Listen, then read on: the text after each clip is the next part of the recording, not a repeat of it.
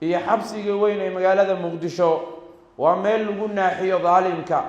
sida ay ku waramayaan xogo aan ka helnay taliska booliska Soomaaliya ciidamada ka tirsan maamulka degmada Hodan ayaa lagu soo waramayaa inay gacanta ku dhigeen Sheekh Salaad Maxamuud oo loo garan og yahay Sheekh Shantay xilli uu ku sugnaa isbitaalka Digfaar ee magaalada Muqdisho.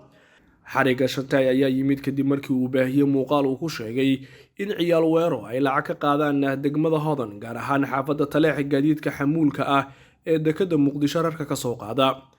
Sheekh Shantay oo caanimadiisa ay ka soo bilaabatay warbaahinta oo muuqaalo dacwooyin ah uu ka soo deyn jiray ayaa iminka u xubsitay inuu caan ka noqdo baraha bulshada isagoo sameystay koontooyin kala duwan oo baraha bulshada sida Facebook iyo YouTube.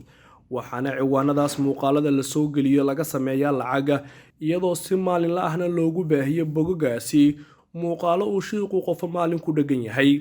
inkastoo badi waxyaabaha uu ka hadla ay caasimadda ka jiraan, haddana dadka qaar waxa ay dhaliilsan yihiin qaabka dacwadiisa uu soo gudbiyo oo xilliyada qaar uu si toos ugu xadgudbo abuurista eebe. sheeqan ayaa badi muuqaaladiisa ku beegsata dadka caanka ah iyo fanaaniinta iyadoo sidoo kale la dhaliilo in masjidka uu isticmaalo sida istuudiyaha.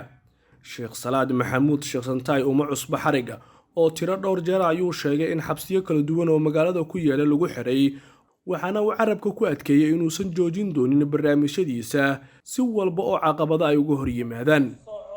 Cabbaas Xuseen Muuse, RTV, Muqdisho.